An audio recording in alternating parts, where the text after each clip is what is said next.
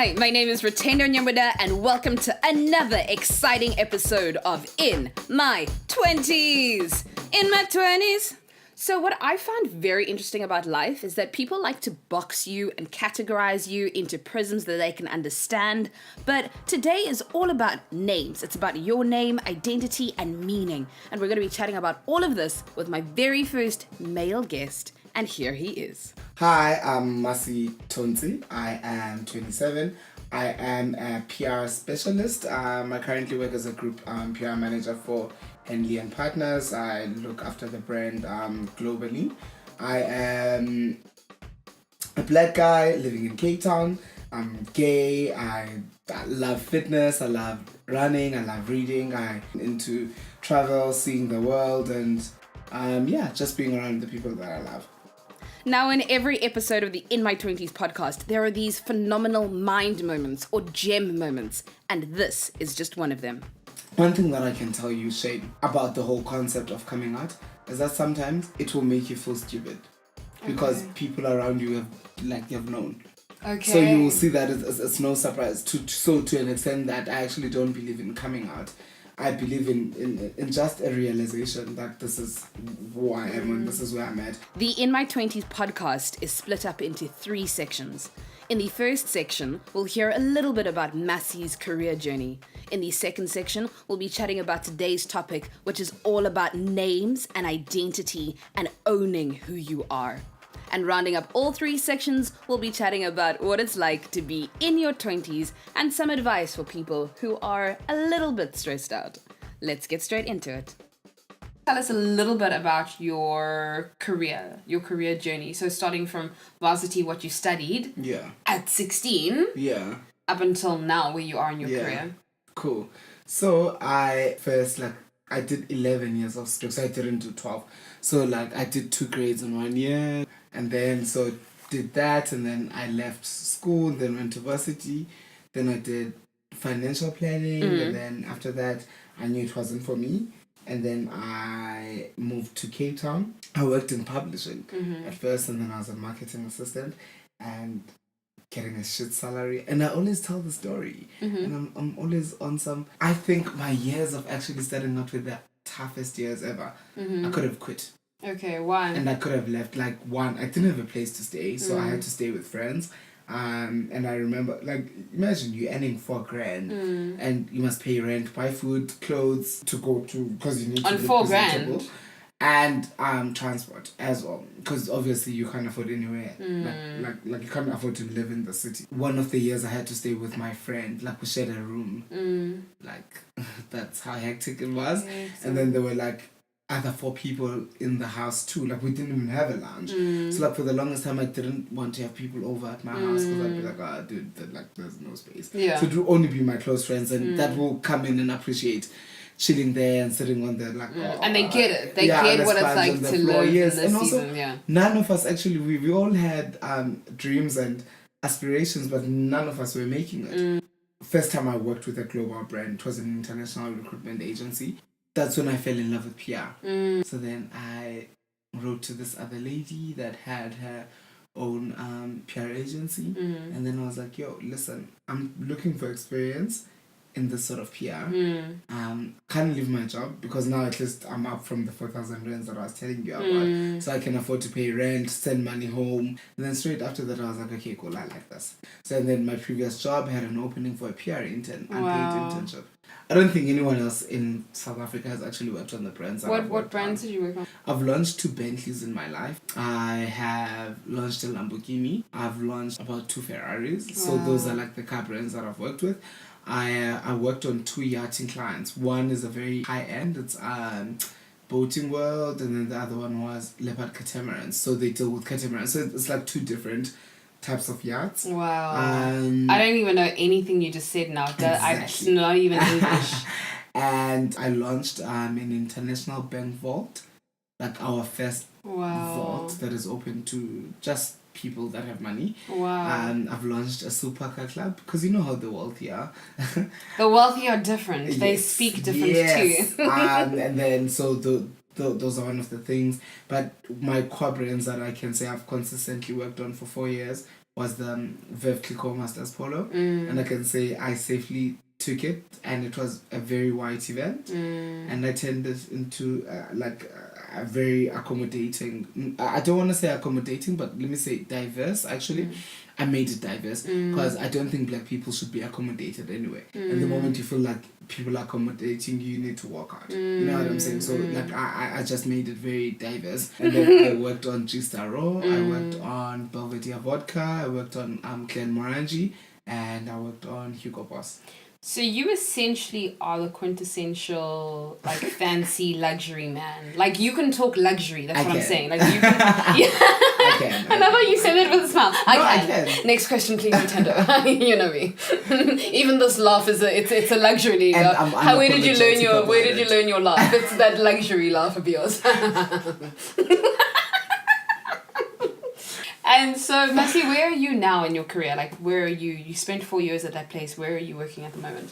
I am working with a global luxury brand, and I'm actually responsible for positioning it globally in terms of PR. And when my boss and I chat about it, we like, and she always says, you have a great gig, because no one else in South Africa has what I have.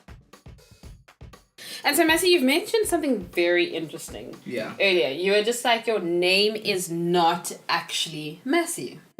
So, what is your name for reals? It's actually a very interesting story. It's so my full name is Masi Tontsi, right? And no, my parents are not singers of England, Christ Ambassadors, or any of the gospel groups. Okay. But so basically, my parents, after getting married, they couldn't have kids for, think about 10 years, right? And then, so literally after trying everything, like from traditional doctors to, your more modern and Western doctors to whatever anyone told them to church, they couldn't get kids. Okay. But so basically, actually, I think my mom went to church and I was a miracle baby. Wow. So after 10 years they had me. So hence I'm Masi Tontsi, which means let's praise God. The beautiful thing about African names in general is the meaning behind it. Like my name is Rutendo, which means we are thankful. Yeah. And it's just like there is, the story behind people's names. But so why go by Masi and not your full name? I don't know actually. I think I was thinking about it the last couple of days and I was like, you know what, I need to. No, I think a few weeks back, and I was like, I need to make a decision. Like, am I going to use my full name or am I fine with just being Masi? But I think Masi was more convenient. Okay. Like after varsity, applying for jobs and just like trying to get into the workplace. And Masi Tontsi seemed a bit long, that's one. But also, secondly, actually, I really love my name, so... For some people it's very hard to spell or like it's very hard to pronounce, so then they'll say it wrong, so they'll call me Siam Tontsi and I'm like, I'm not that, they'll call me Masi Tontsi and I'm like, nope, it's Masi Tontsi, so you have to say it like that, the right way, or not say it. So I think also like I just got tired of being irritated, so like Masi kind of seemed a little simpler. And like when you say like you obviously had to make it simpler and technically compromising. Yeah. Like basically. I think there are some things that you can compromise on and other things that you can't compromise on.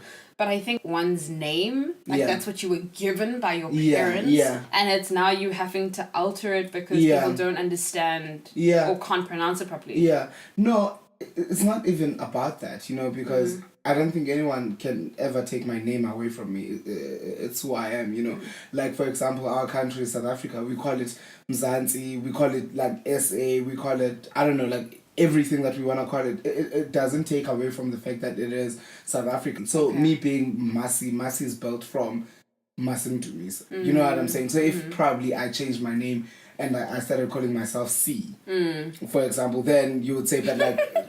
But dude. Yeah, because even when I say Masi, actually, you kind of, you're like, Masi what? Masi. Yeah. That's how So my nickname is Masi Vanda. Okay. Which is, from our totem, Shumba, which is a lion. So it's like a lioness. Yeah. And so at home, everyone calls me Masi. And I call you Mufasa sometimes. You do? I know, it's a connection. Spot on, eh? It works.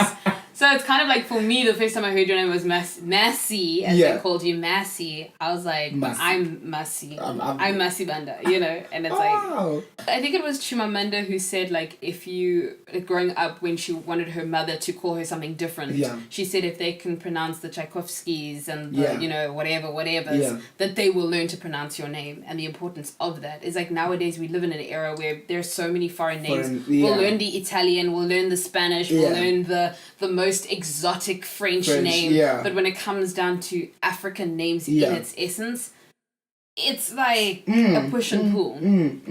It is, right? But at the same time, I don't think we must be completely closed off from, like, the idea of simplifying things. You know what I'm saying? Like, sometimes if it makes things simpler, you can just let it go. Point is, people were going to pronounce my name wrong regardless. You know what I'm saying? Like, in terms of the workspace, like, currently, like, in Cape Town. So whether they call me Masi or Masi Tontsi, so whatever, it doesn't take away from the fact that they will still... So I can force them to say, no, like, use my full name. They will come back and still not say it right. And that's actually my problem. You know what I'm saying? The fact that they are not saying it right. So me saying Masi is to just make sure that everyone, you know what I'm saying, can say my name and they can call me. But the next thing is that people also make shorter versions. You know, they'll call me Simdu, some will call me Masim, some will call me Dumi, and you know, so, like, in terms of society and also just South Africa and the world that we live in, we are people like that. We give nicknames. Like, people call you Ru. You know what I'm saying? Even though your name is Rutendo, and yes, you still introduce you as Rutendo, but people don't call you Rutendo. They call you Ru. True. So me saying Masi and you saying Rutendo doesn't mean that people use our names too. Yeah.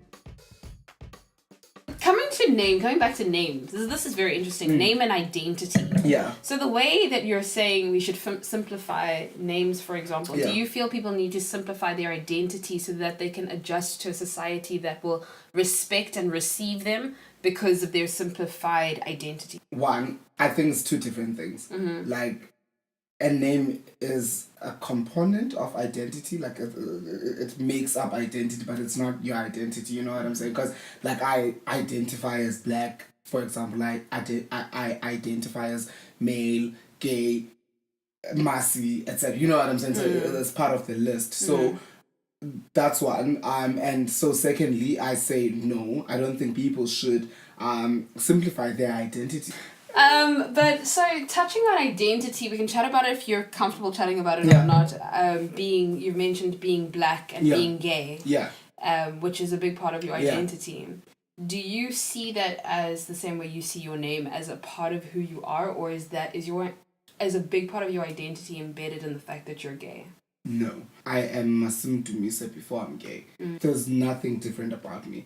All it's saying is that I'm also just into guys, and that's it. So it's not really like a big thing. It's just who I date. Okay. You know, it's like, for me, it's that, like, I think I'd be stylish even if I was straight. You know, I think I'd have the same gestures even if I'll speak the same way, like, throughout. And hence, I always say I'm always myself, because for me, this is me, this is who I am, and I don't think my sexuality has anything to do with it. You know, some other people may view it differently, but for me, it's not. My sexuality means I date men only. Just for you ladies who are out there thinking if there was hope, there is absolutely no hope out there. And then how did you come out as being gay? Because I've heard multiple of my friends' stories, and it's always very, like, interesting. So how did you come out, and who did you come out to? I've always known, right? Like, I'm one of those people. I love reading and researching. So if I don't understand how to do something, I'll Google or watch a video on YouTube or something, so that I can know how to. So I'm like that. If there's something that I don't understand, so if I'm like, for 2 or 3 nights in the row, I was sweating the whole night. Then I'll Google, what does it mean? You know what I'm saying? Does it mean I train too hard? Like, what is it saying? Yes, because you can die from heart attacks from training. So you're overheating and don't even realize. So I'm one of those people. I love learning. Like, I just want to know, you know. So, and I remember, like, in metric, which is one of the reasons why I got good grades, there was a guy that I had a crush on, and I think he was in varsity and I was still in high school. So like every day I would go to the library to just go and like study and all, so that I can see him. You know what I'm saying? And then constant. But I didn't understand. Okay. So I thought for me, like, I liked his hair and I liked his swag and because you can imagine I matriculated at 16, so still very young. Yeah. Oh, well, yeah, 15 first semester, 16, you know, Second semester, to touch on that. Wow. And it happened to another guy, and then he actually told me, then he said he likes me. So I was like, so this is normal. Okay. Do you get it? So this So this he is had something feelings that, for you and came to you and said... And I also felt some How did type you of react way to that, though? Because if you I didn't liked consider it. him... I was like, stop it, I like it. Really? Yes, I didn't. But you didn't reject know... it. Did you know what was... Like, had you... I've kissed boys before that. Okay. So, like, I kind of knew that somehow. Okay. But then the worst part about that the male species, or like men generally, is that they can influence what they want you to think. They'll make it seem like, oh no, man, there's nothing wrong with you. You can like girls. You know what I'm saying? Like, because generally, I don't think they understand things. Okay. Like, I could get dragged. I don't. But generally, men, it takes a while for them to grasp certain concepts. So No. I can agree with you 100%. I've been hinting for a long time about liking someone. It takes you forever to realize, and by the time you come around, I'm done. And if it's not like necessarily around them or affecting them, like men can never walk in other people's shoes. It wasn't anything like growing up. Like I had, even to this day, I still have straight close friends. You know, so like I just grew around straight people. Even the girls would be like, "No, you're not gay." Okay. Da, da. Did you ever date any girls? I didn't. Okay. I've kissed girls though. Okay. But only my friends. It's the weirdest thing. Okay. Like wingsman vibes. Okay. One thing that I can tell you, Shane, about the whole concept of coming out is that sometimes it will make you feel stupid because people around you have known. Okay. So you will see that it's no surprise to an extent that I actually don't believe in coming out. I believe in just a realization that this is who I am and this is where I'm at. So for me, I think it's all about the realization. So it's you confirming the realization more than you coming out. So that's what I think. So I confirmed it. I didn't come out because it was no surprise. Like no one was surprised. Okay. One of my friends was very nice about it. And then so she told me, and then she was like, I love Xhosa. She was like, I think. So meaning? Think about it. Okay. So she told me, and she's like, I really think you need to just be honest with yourself, you know. And she knew me from high school, right? And then she knew the sort of person that I was in high school. And I remember when I met her, like the first time, and then we were talking, then she asked me if I'm gay, and I said no, and then she was like, that's a bummer, because I've always wanted, like, but we were kids also, so I'm that's like, a bummer, I've always wanted a gay friend, now we can't be friends anymore. And also, like, no one was woke back then. Like, okay, we everyone was still sleeping. Yes, great, that. Yeah. So, I always wanted to. So I couldn't even be woke about it, because right now I'd be like, you know, but anyways. Okay. And then so she saw me a couple of years later, and I was so unhappy. Only like now that I realized, and then she was like, you are holding yourself back, you know, and you need to, so we can all see it, babes. She planted the seed. And then I took my time to think about it, and I was like, because sometimes you just need someone to tell you that this is normal. You know what I'm saying? Like that's all you need. That's actually what she brought to the table. Like she normalized the concept. You know what I'm saying? She made it so normal that I felt stupid. Okay. For living like that. Because I think I was second or third year. Okay. The 18 years of my life. Like, and I think ever since. What's very interesting is when you said that everyone else knew around you. You could see it. I have seen it with some of my friends. Yeah. Through different series of my life. So some in high school, more so in varsity. Yeah. Where even at varsity, where things are kind of experimental, so you're trying to figure yourself out as well as pass. Yeah. But I know some guys who at varsity would be gay, and then they would go home and they have a girlfriend and they're straight, and because you don't explore, understand that you. Fortunately for you, like, you never had to lead that double life in the CV? No. No. So at home, also, how did you come out at home? Ooh. But I didn't make it about them. I'm just myself. Okay. And so I say he. Oh, so explain how you understand. So I didn't sit anyone down to say, whatever, you know, but I don't say she when I'm referring to my partner. I say he. Do you get it? Because, like I said, when she said we all said, I knew about everyone can say even it. your family. Yeah, and they were just waiting. And exactly, and sometimes I think that's why people make it like it's different for everyone. You know what I'm saying? Like, I'm not blind to the fact that there's some families that actually make it about them, but you need to realize that it's not about anyone.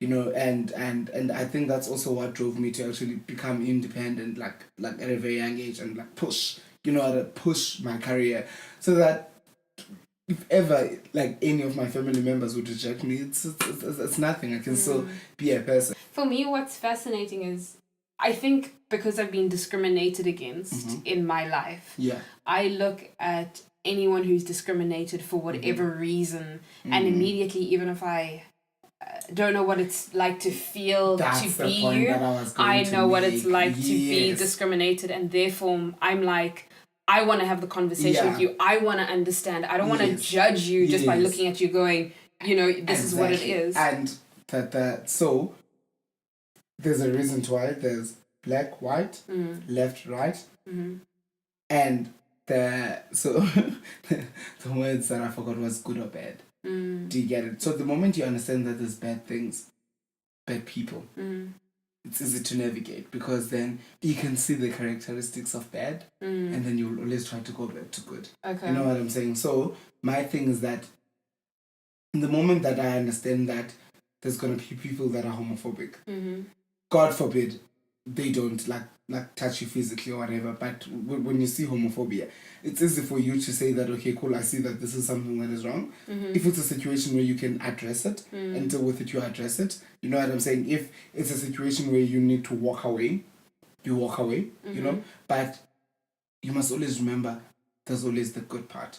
But I hear you on that, but also there are people who think that the good place is to not be gay, and the good place is to not have refugees, and the good place is things that, so it's also your mental state of mind. Exactly. But also, if you are, like, you will know once again, black or white. Yeah, but it has to be you as a person. But because there's still racists in the world. There's still very homophobic people in the world, and for them that frame of mind is good. It's good, yes. So it's like for the person who I want to say that, if you know what I mean, like the normal person. So you must so get your state of mind to understand good or bad. And some people will never be there. That's what I'm trying to say. Yeah, that's why there is homophobia. There is racism. And that's what we must also push.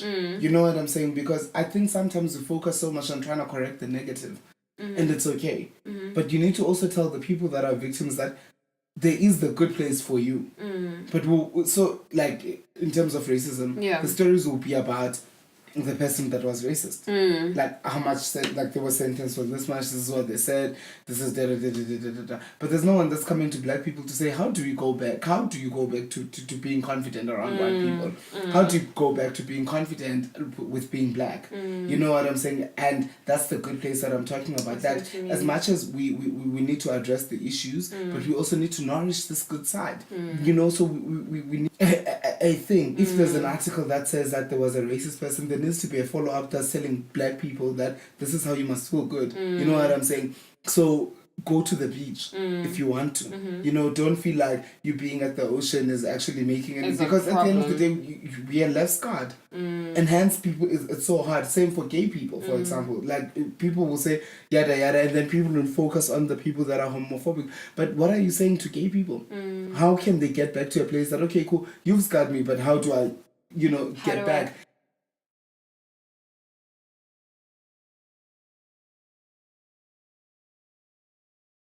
While you were speaking, I had a brain fart. I like to call it a mind moment or a gem moment, but whatevs. This is a brain fart. It's like, then what makes you who you are? If you don't define yourself in your world, by your name, by your sexual preferences, by your race, by your gender, by where you stay or who you are, if someone were to say, who are you? I think it's like, how do you, because all of those aspects kind of box you into places that people can understand you, but who are you? Yeah. One thing that I can tell you is that when you are alive, there's drips and drips and drips and drips of who you are, so that people can understand you in those different stages. But I can never tell you who I am because it's not done. Like, my problems when I'm 30 are gonna be different. You know what I'm saying? My dreams, aspirations, or problems, challenges, etc. It's different, and I'll find a new definition. In primary, I knew how to sing. Like, hence I always say how I was different. So if you look at my primary school pictures, I was in the school choir. I was the only boy that sang soprano and that sang like soloist, and even in the main choir I was soprano, whatever. But that was me then. To now, I can't even sing trap. You're my trap queen, and I hit the You know what I'm saying? So I know that's not imagine trap, if I define myself as that, and then now I don't know how to sing, my voice breaks, I would have lost my identity. So that's why I'm saying, like, I can never say identities about this or whatever, but you get it along the way. I've got the mind moment. Because you're continuously growing, you are never who you were even 2 seconds ago. You're a completely different person, and that's why even looking back at your life to say 10 years ago or 20 years ago or 5 years ago, you are not the same person. Exactly. And like to even prove that, or to add to what you're saying, it's like when you are in high school, you are into the cutest guy. You get to varsity, it's about what Cos is doing. You leave varsity, it's about what is he doing. And then it gets better now, like what position is he in, what does he own, what does he have, you know what I'm saying? Yes, because you're looking for different things. Like friendship to you when you were in primary or high school, men sharing lunch, men writing each other love letters, like it meant this, and then now it means we can have a conversation. You know what I'm saying? It means that we can go for 4 months without talking, but when we see each other, we can talk without any secrets, and you won't feel like there's anything. Like, you know, so friendship means like something different. I don't remember whose quote this is, but it's one of my favorite quotes. It's, we're not humans on earth having a spiritual experience. We're spiritual beings having a human experience. Exactly. And that is like, boom. Like, if there is a mind moment, I think that's it, because we're souls, we're spirits. Going, feeling, crying, exploring, experiencing, walking, talking. We're living, we're humaning. But also, I think what we forget is that we live with other souls. Having a human experience as well. But that's why men are so fucky. Oh, why? Because they're not really human. No, they are. But I just don't. I don't understand men.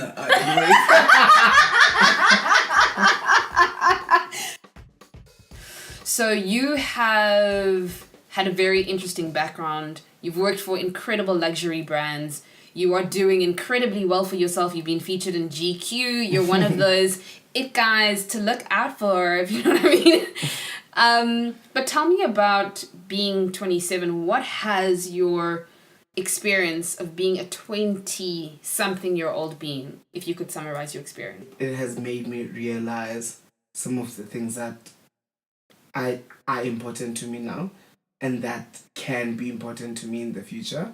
That is point one. And second point is that life is not perfect. You know, like you can do everything to better it, and but like something will always lack. You know, and I think that's why people have a crisis, whether it's a midlife crisis, whether it's a quarter life, because somewhere, somehow, it's like, okay, cool. Imagine running with only your left leg and then your right leg is left behind. You know what I'm saying? And that's when I think the crisis comes, because you're like, like, it's been, I've been going for like 5 kilometers, and then my right leg is still on the 4th kilometer, but my left is here. Imagine that.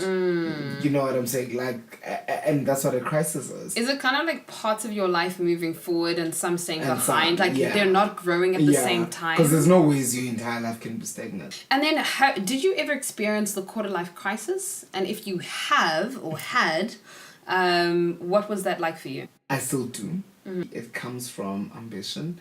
Like, I don't think I'm where I should be right now, and I don't think I am. Like, yes, it was exciting for me when I became an account director at 26, and that was it. Like, I could influence the brands that I've just told you that I've worked on, like from that age. And I think with years, etc., like the more career advance you become, the bigger the ambition. So why do you feel, and I get the ambitious part, but it's like you're saying right now about like the running with the left and the right leg. Yeah. Do you not feel like there are certain things that you need to learn in the season where you are before you can advance to where you want to be? Or you just want to get to where you want to be quicker? I think there's things that I can learn, but also I think I've only learned that now. Okay, so Masi, what advice do you have for the super ambitious person who is probably achieving more than what they think they're actually doing? Like they think but also our levels are different. Yeah. It's just like for a time in your life where you're feeling like you're failing, but you're super ambitious, but you're doing everything and you feel like you're burning out. Yeah. Or you're on the brink of burning out. What should you do? Reward yourself. Take yourself away. That's when you need to go to a spa. You know what I'm saying? Depending on what reward means to you, you know, because for some people, reward could be KFC. For some, it could be Primi. For some, it could be 12 Apostles. So in situations like that, you need to make yourself feel good so that you can actually understand, and then you're like, okay, cool. I wouldn't afford this to twice too. Yeah. If I wasn't if I wasn't on track, you know what I'm saying? But I feel like I am doing enough. But at the same time, I'm pressured because I wanted to achieve certain things at a certain time. You know what I'm saying? It's like wanting to be the in the Mail and Guardian or in the Forbes 30 under 30.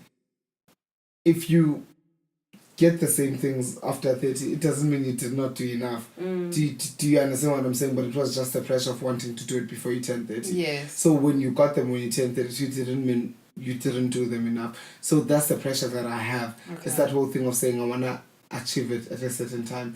You can run a marathon and winning will take a minute. But you're like, I will win, but I want to break this record. So let me do it in 59 seconds. There's that thin line. So if you feel like you're not doing enough, you need to take yourself out. You know what I'm saying? You need to make yourself feel good so that you can feel like you are enough. So that means that your enough at this point was not just winning, it was breaking the record. Wow, another mind moment. Another one. Masi, thank you so much for being so authentic and honest and true. I love this. I think I have the best guests in the world on any show right now. Your enough is not just finishing the race, it's breaking the record. Guys, we have to applaud that. Like, if you didn't write that down, if that is not on your wall, then what is on your wall, if you know what I'm saying?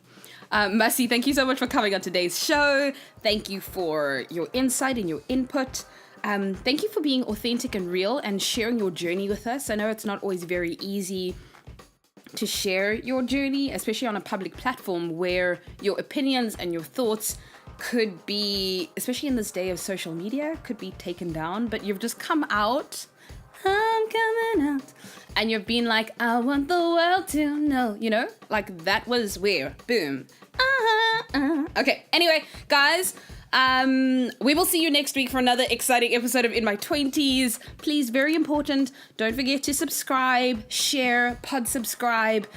Follow us on social media. We have really cool highlights now. It's so exciting. Like, I'm loving this journey. Like, the whole team is just like exciting. Also, we have 100 followers on Instagram. So this weekend, if you don't see us, a whole team is going somewhere for a celebration. We're going to be like, holiday, Kylie. Okay, anyway, guys, we will see you next week on your favorite show, In My 20s. In my 20s. In my 20s, how old are you? I am in my 20s. In my 20s. In my 20s. Okay, bye.